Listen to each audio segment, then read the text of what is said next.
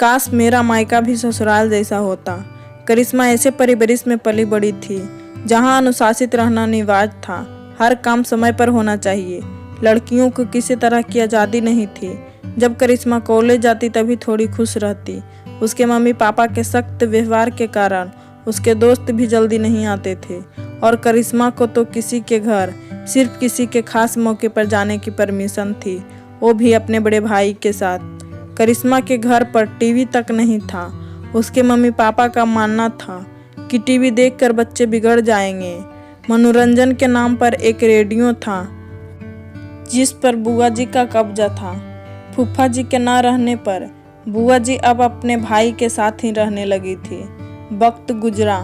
करिश्मा की पढ़ाई पूरे होने के बाद उसकी शादी मयंक से कर दी गई, जो पेशे से इंजीनियर था। उसका परिवार करिश्मा के परिवार से बिल्कुल उल्टा, नए ख्यालों वाले थे। ससुराल में पहले दिन करिश्मा की नींद 8 बजे खुली, जो कि मायके में वह 5 बजे उठ जाती थी। वह बहुत डर गई। ना जाने सास और मयंक क्या सोचेंगे मेरे बारे में। इसी उथेड़-बुन में जल्दी जल्दी तैयार हो रही थी। तभी करिश्मा की सास उसके कमरे में आई। मम्मी जी, मुझे माफ़ कर दीजिए, मैं इतना लेट कभी नहीं उठती। आज ना जाने कैसे मैं इतनी लेट उठी, मुझे कुछ समझ नहीं आ रहा है। करिश्मा सफाई देते हुए बोली। अरे बेटा, इतनी सफाई देने की ज़रूरत नहीं, हम सब भी 7 बजे उठते हैं और तुम्हें तो शादी की थकान भी थी। हम वीकेंड के दिन तो और आराम से उठते हैं, तो तुम्हें माफ़ी मांगने की ज़रूरत नहीं। इसे अपना मायका ही समझो। करिश्मा सास की बातों से सोच में पड़ गई और मन में बुदबुदाते हुए कहा, काश मेरा मायका भी ससुराल जैसा होता। 1-2 दिन में सारे रिश्तेदार चले गए। दूसरे दिन रविवार था तो सब अपने कमरे में सोए थे। आज करिश्मा अपने नियत समय पर उठ गई थी। नाश्ते में क्या बनाएं, इसी उथेड़-बुन में थी। सोचा कि मम्मी जी से एक बार पूछ ले कि नाश्ते में क्या बनाएं, लेकिन सब सोए थे तो उसने पोहा बना लिया और सबका उठने का इंतजार करने लगी। 9 बजने वाले थे तभी मम्मी जी बाहर आई। गुड मॉर्निंग करिश्मा। गुड मॉर्निंग मम्मी जी। नाश्ते में मैंने पोहा बनाया है, फ्रेश होकर आ जाइए। क्या, तुमने नाश्ता बना लिया? आज तो हम बाहर जाकर नाश्ता करते हैं। चलो कोई बात नहीं, चलो तुम्हारा बनाया नाश्ता भी कर लेंगे और तुम्हें आज राम जी के हलवाई के दुकान का लजीज नाश्ता करवाते हैं। लगता है आज भी तुम जल्दी उठ गई।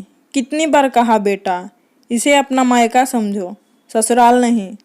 करिश्मा मम्मी जी के इन बातों से हैरान हो जाती है और सोचने लगती, कैसे बताऊं कि मेरे मायके में इतना लेट कोई नहीं उठते। एक बार मैं लेट उठी तो बुआ जी ने कितना डांटा था, पर यहाँ तो कोई बंदिश ही नहीं है। धीरे धीरे करिश्मा खुलकर जीना सीख गई। अब उसकी सारी हिचक चली गई। सास के रूप में ही माँ मिल गई थी उसे। मायका तो भूल ही गई थी। एक दिन उसके मायके से बुलावा आया। ना चाहते हुए भी करिश्मा को वहाँ जाना पड़ रहा था। खैर गई। वहाँ जाकर फिर से वही रूटीन फॉलो करना पड़ रहा था। घर में बंद हो गई थी। उसका मन अपने ससुराल में ही लगा रहता था। सब उसे बहुत प्यार जो करते थे। करिश्मा की दोस्त सीमा उससे मिलने आई और ससुराल के बारे में पूछा तो करिश्मा ने कहा, मैं तो कहती हूँ कि भगवान करे हर लड़की को ऐसा ही ससुराल मिले। मेरे ससुराल में कोई बंदिश नहीं। मम्मी जी बिल्कुल मेरी दोस्त की तरह रहती है। ऐसा भी ससुराल होता है क्या? सीमा ने हैरान होते हुए कहा। मेरी दीदी तो अपने ससुराल में इतना करने के बाद भी ताना ही सुनती है। भगवान तेरे जैसा ससुराल सबको दे, क्योंकि तेरा मायका ससुराल ही था, इसीलिए भगवान ने तेरा ससुराल मायका कर दिया।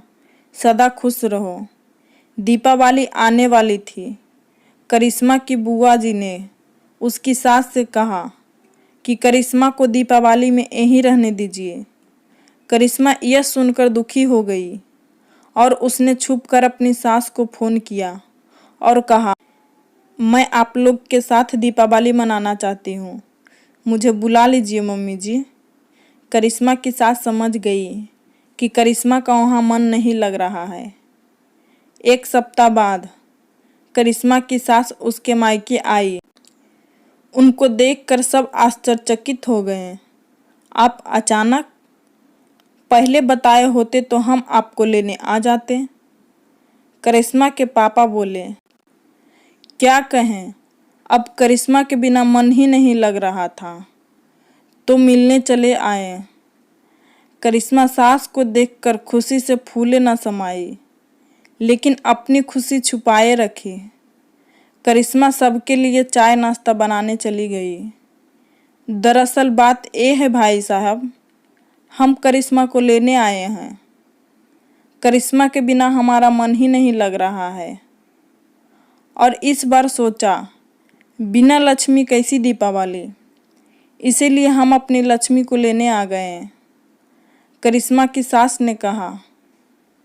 पर बहन जी, अरे पर और लेकिन छोड़िए और विदाई की तैयारी कीजिए, हम कल सुबह ही निकलेंगे। करिश्मा जल्दी जल्दी अपनी पैकिंग में लग गई। दोस्तों, हमारी ये विचार कैसी लगी हमें कमेंट में बताएं, और ऐसे ही नई नई कहानियाँ सुनने के लिए लाइक और चैनल को सब्सक्राइब करें। पूरा वीडियो सुनने के लिए धन्यवाद।